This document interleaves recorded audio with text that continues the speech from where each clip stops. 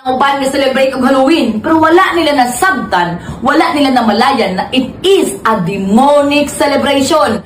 Pastora, you are correct in a wrong way. First, you're correct because many of the Catholics ignorant about the truth. Fortunately, Pastora, you are wrong because the Catholic Church do not promote this kind of teaching Halloween and erroneous practices. Indeed, we are taught not only to dress like a saint, but to follow their life as an example as victorious martyrs. Thus, Halloween is a short term of Hallows Eve, a night before the solemnity of the All Saints' Day.